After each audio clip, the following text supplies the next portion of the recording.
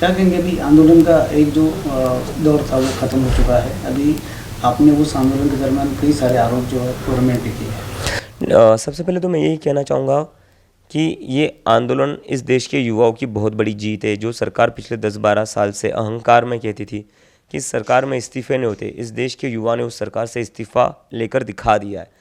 तो मैं सबसे पहले सभी युवाओं का धन्यवाद कहूँगा और उनको कांग्रेचुलेट कहूँगा कि आपने वो कर दिया, दिखाया जो सारे लोग कहते थे कि इस सरकार में तो ये हो ही नहीं सकता। और दूसरी, मैं इस आंदोलन की जो सबसे बड़ी जीत मानता हूँ वो धर्मेंद्र प्रधान का इस्तीफ़ा नहीं है। मैं इस आंदोलन की सबसे बड़ी जीत मानता हूँ लोगों की बहादुरी, लोगों का साहस। जिस प्रकार से लोगों ने सड़कों पर आकर सवाल पूछे, उन्होंने दिखा दिया वो इस सरकार से अब डरते नहीं है। ज़रूरत पड़ी तो सरकार से सवाल भी करेंगे और ज़रूरत पड़ी तो सड़कों पर उतर कर इस्तीफ़ा भी मांगेंगे। तो लोगों के अंदर का जो डर खत्म हुआ है इस सरकार के प्रति, इस आंदोलन की सबसे बड़ी जीत वो है। क्या कहेंगे, सोशल मीडिया पर काफ़ी सारे अभी जो है आंदोलन के दौर पर जो है पुलिस ने काफ़ी टिप्पणी की है, कई सारे वीडियोज़ रिलीज़ किए जिसमें गाली गलौज पुलिस को की गई है। इस बात पे आप किस तरह? मुझे लगता है पुलिस ने जो लाठियाँ चलाई है, जिस तरीके से बच्चियों का सर फोड़ा है, महिलाओं के कपड़े फाड़ कर उन्हें पिटाया, प्राइवेट पार्ट्स पर भी लाठियाँ चलाई है, पुलिस थोड़ा उस पर बात कर ले। क्योंकि गाली देना इस देश में क्रिमिनल ऑफेंस नहीं है। गाली देने का मैं समर्थन नहीं करता हूँ, पब्लिकली किसी को भी गाली नहीं देनी चाहिए।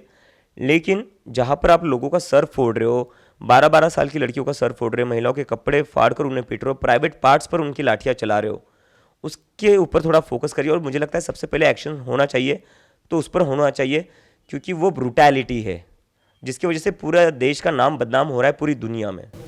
जो सोशल मीडिया पे जो कमेंट्स आ रहे हैं उस पर जो है सेंसरशिप आने की जो चांसेस है कि आने वाले दौर पर इस तरह के आंदोलन ना हो पाए। तो सोशल मीडिया बैन कर दोगे तो लोग सड़कों पर उतरेंगे, फिर क्या करोगे आप? सड़कें भी बैन कर दोगे। लेकिन जिस तरह से कमेंट्स आ रही है, दोनों तरफ से भी आ रही है, सोशल मीडिया पर एक वॉर दिखाई दे रहा है इस चीज़ों को। नहीं, वॉर तो ऐसा कोई नहीं है। इस देश का युवा अपनी सोशल मीडिया पर बात रख रहा है। इस युवा की इतने साल से अपने आवाज़ दबा रखी थी, इनको डरा रखा था, धमका रखा था। क्योंकि जब भी इस देश में कोई सरकार के खिलाफ बोलता था या सवाल करता था या आवाज़ उठाता था, उन लोगों को डराया धमकाया जाता था पुलिस केसेस के द्वारा, या जेल में भेजा जाता था, या अकाउंट बैन किए जाते थे। हमारा खुद का अकाउंट बैन हुआ था। तो वॉर इस देश का युवा नहीं छेड़ रहा है, वॉर गवर्नमेंट छेड़ रही है उन लोगों के खिलाफ जो लोग सरकार से सवाल पूछना चाहते हैं। जब आप पे बात होती है तो सीजेपी के आने वाले फंड के ऊपर काफ़ी सारे होती है कि बाहर से इस आपको फंडिंग हो रही है और देश घातक कृत्य आप करना चाहते हो। मुझे लगता है कि अगर हमें बाहर से फंडिंग मिल रही है तो Amit Shah as a home minister fail हो चुकी है। उनके होम मिनिस्टर रहते हुए कैसे हो सकता है? और हम कौन सा वर्ड था वो, विघातक तत्व अगर हम है तो क्या जेपी नड्डा जी देश विघातक तत्वों के साथ बैठकर मीटिंग कर रहे थे? क्या जेपी नड्डा जी ने देश विघातक तत्वों की बात मानकर अपने एजुकेशन मिनिस्टर को सैक किया? ये तो बहुत ही मतलब मजाक वाली बात हो गई फिर तो।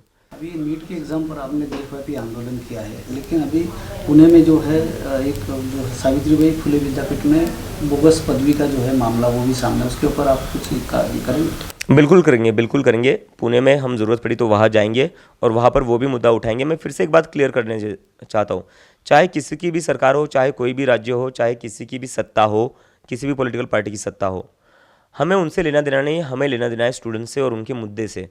जो स्टूडेंट्स इस सिस्टम से परेशान हो चुका है, हम उनके लिए आवाज़ उठाएंगे, उनके मुद्दे उठाएंगे, चाहे सत्ता किसी की भी हो, पॉलिटिकल पार्टी कोई भी हो।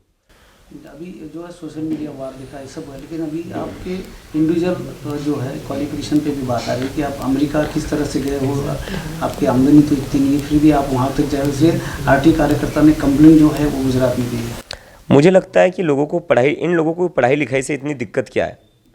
इन्हें तो खुश होना चाहिए था कि इस देश का एक लड़का बाहर जाकर पढ़ लिख कर आ गया अपने देश वापस, फिर से देश के लिए कुछ कर रहा है।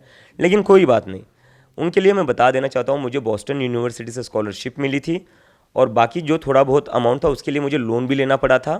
तो मेरा जो एजुकेशन फ़ंड हुआ है वो मुझे स्कॉलरशिप बॉस्टन यूनिवर्सिटी ने दी थी और एजुकेशन लोन लेना पड़ा था। आप आकर मेरी जांच कर सकते हो और मेरी डिग्री असली है। अभी जो आगे आने वाले इलेक्शन है उसमें आपको लगता है कि एजुकेशन ये मेन मुद्दा होगा जिसके ऊपर ही पूरी इलेक्शंस होगी? मुझे लगता है बस आने वाला इलेक्शन इस देश में हर इलेक्शन एजुकेशन के मुद्दे पर होना चाहिए, क्योंकि एजुकेशन जो है हमारे देश के भविष्य का फाउंडेशन है। और एजुकेशन में पैसा खर्च करना मतलब इन्वेस्टमेंट है फ्यूचर के लिए। तो सरकार जितना ज़्यादा एजुकेशन में पैसा खर्च करेगी उतना वो इन्वेस्ट करेगी फ्यूचर में, और हर इलेक्शन में हर राज्य में एजुकेशन ही सबसे बड़ा मुद्दा होना चाहिए। अभी अपन जो एजुकेशन सिस्टम की बात करें तो सरकारी स्कूल काफ़ी सक्षम है, फिर भी जो प्राइवेट स्कूल्स है उसमें जाने वाले बच्चों की संख्या जो बढ़ रही है और काफ़ी महंगा एजुकेशन हुआ है। नहीं, सरकारी स्कूल कहीं से भी सक्षम नहीं है, इसलिए तो लोग प्राइवेट स्कूल में बच्चों को भेजते हैं ना। अगर सरकारी स्कूल सक्षम होते, अच्छे होते, तो प्राइवेट स्कूल में क्यों भेजते। सरकारी स्कूलों की हालत क्या है हमारे देश में, छत टपकती है, बैठने के लिए बेंचेस नहीं होते, बोर्ड्स नहीं होते, और कई जगहों पर तो कई क्या ज़्यादातर जगहों पर टीचर्स ही नहीं होते। राजस्थान में जो लड़कियां प्रोटेस्ट कर रही थी वो क्यों कर रही थी, स्कूल की बच्चियां, वो इसलिए तो कर रही थी ना, टीचिंग स्टाफ नहीं था। और इस देश में पिछले 10 साल में 94,000 से ज़्यादा सरकारी स्कूल बंद कर दिए गए। तो सरकारी स्कूल कहीं से भी ठीक नहीं है हमारे देश में, उनको ठीक करना पड़ेगा। उनको ठीक करेंगे तो ही कहा जाकर लोग सरकारी स्कूल में अपने बच्चों को भेजेंगे, और प्राइवेट स्कूल की जो लूट मचा रखी है इस देश में वो बंद होगी। अभी आपने जो आंदोलन है आप जेनजी बच्चों के लिए कर रहे हैं, ऐसा बताया जा रहा है, क्या जो पेट्रोल में जो मिलावट आ रही है इथेनॉल की, उसके ऊपर भी काफ़ी सवाल, उसके ऊपर आप कुछ? बिल्कुल, इथेनॉल के ऊपर भी हम जल्द कुछ करने की सोच रहे हैं। अभी हम लोगों से बात कर रहे हैं कि इस पर क्या किया जा सकता है, और थोड़ा कंसल्ट करके ही हम ये डिसीजन लेंगे, लेकिन इथेनॉल पर हम ज़रूर करेंगे। अभी टेक्नोलॉजी का ज़माना है, बच्चों की कंप्लेंट्स के लिए सीजेपी कोई वेबसाइट या कुछ अधिकृत कोई साइट्स बनाना चाहेगी जिससे कंप्लेंट आप तक पहुँचे? नहीं, बिल्कुल हमारी एक वेबसाइट बनी हुई है, इसमें हमने एक साक्षी पोर्टल भी शुरू कर दिया है। जिन जिन बच्चों को पुलिस ने पीटा है वो सारे बच्चे हमारे वेबसाइट पर जाकर साक्षी पोर्टल पर जा सकते हैं। वहाँ पर जिन पुलिस वालों ने आपको पीटा है, अगर आपके पास उनके विजुअल्स है तो वो विजुअल्स आप जाकर अपलोड कर दीजिए, और बाकी डिटेल्स जो अपनी है वो हमें बता दीजिए। उसके बाद हम सभी उन पुलिस वालों को कोर्ट में घसीटेंगे। सीजेपी अभी काफ़ी पूरे देश में फॉर्म में आ चुकी है, सबके जगह पर सिर्फ सीजेपी का नाम है, क्या पॉलिटिकल पार्टी बोल के 2029 में वो आगे आनी चाहिए? नहीं, अभी हमारा ऐसा कोई भी विचार नहीं है। पॉलिटिकल पार्टी बनाकर हम करेंगे क्या जब वोट ही डिलीट हो जाते हैं। पॉलिटिकल पार्टी बनाकर हम करेंगे क्या जब हर दूसरे दिन ईडी सीबीआई भेजी जाती है पॉलिटिकल पार्टीज़ के पीछे।